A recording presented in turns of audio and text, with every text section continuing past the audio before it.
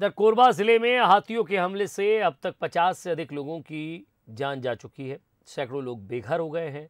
हाथियों और इंसानों के बीच द्वंद्व रोकने के लिए सरकार ने कई प्रयोग किए हैं, लेकिन कोई खास फायदा नहीं हुआ। लेकिन अब इस इलेक्ट्रॉनिक डिवाइस के जरिए एक बार फिर हाथियों को कंट्रोल करने की तरकीब ढूंढी गई है।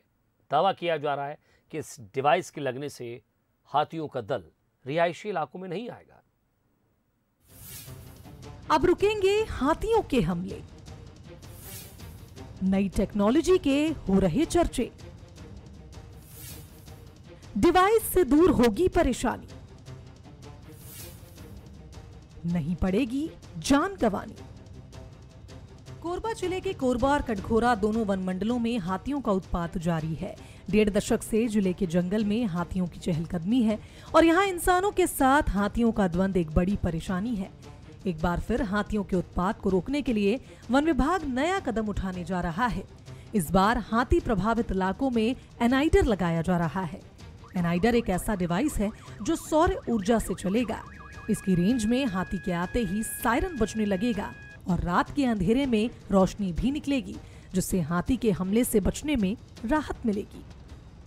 जंगल से गांव की ओर आने वाला रास्ता है, उस पर हम अगर एनाइडर्स लगा देते हैं तो हाथी जैसे ही गांव की ओर मूवमेंट करता है वैसे ही उसके आने की सूचना गांव वालों को मिल जाती है और हाथी को भी जो है उसकी आवाज़ और लाइट से जो है रिपल्सिव इफ़ेक्ट आता है और हाथी जो है वापस लौट जाते हैं। और इस उद्देश्य से हमारा ऐसा हमने अभी तक 6 एनाइडर्स का प्रयोग किया है।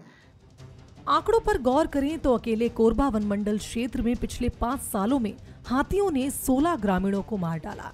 3 लोग स्थायी तौर पर दिव्यांग हो गए और इसी तरह हाथियों ने 125 मकानों को नुकसान भी पहुंचाया।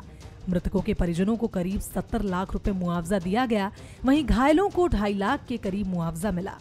बेघर हुए लोगों को 14.5 लाख रुपए दिए गए।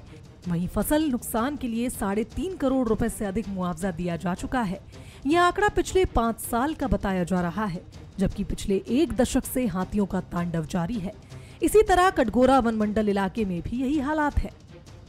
एनाइडर डिवाइस को लेकर कई दावे किए जा रहे हैं, मगर विशेषज्ञ ऐसे प्रयोग को बेअसर बता रहे हैं। और ये सारी जो डिवाइसेस हैं, यह हाथी और मनुष्यों के द्वंद्व को रोक पाए, इसकी संभावना मुझे व्यक्तिगत रूप से बहुत कम लगती है।